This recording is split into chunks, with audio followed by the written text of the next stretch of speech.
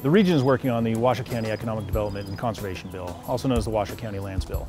This is really a way to capture the federal lands, utilize them for the highest and best use, take the funding associated with that and put it into other programs necessary around the county.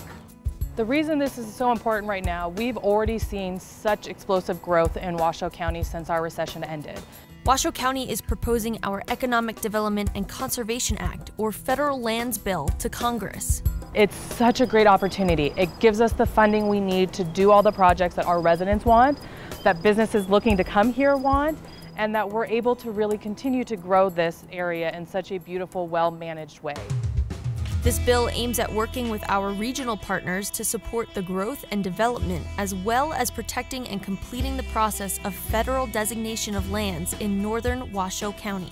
Patterned after a highly successful bill in Clark County, Washoe County is both preparing for growth and conserving land while bringing needed revenue to our area for the expanding infrastructure we need. We've seen great amounts of growth in the region. It's great for the economy, it's great for everybody else, but it's bringing a lot of people in.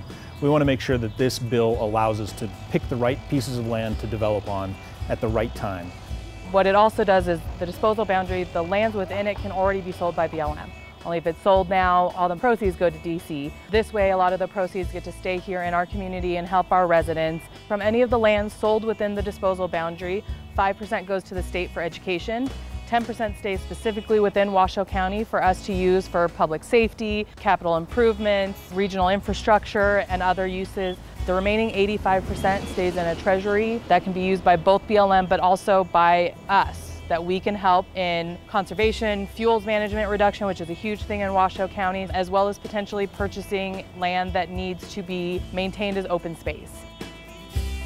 If we can control the way that we grow out in our region, where we've got infrastructure currently, we can build on those lands instead of skipping around them and building something else. That's really one of the beautiful parts about this bill.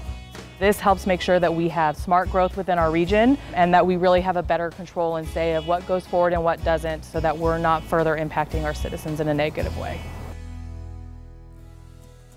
So the Washoe County Economic Development and Conservation Bill actually has a whole conservation element.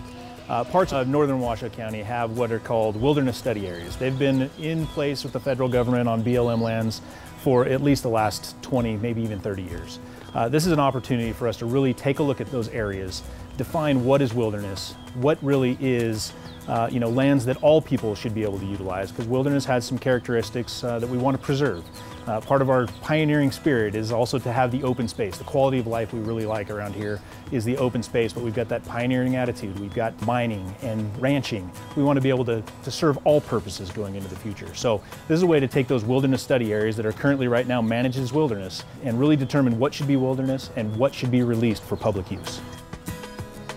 The most important thing that we as the county have looked at in terms of the wilderness designation of what should go forward and what should not is getting as much input as we could.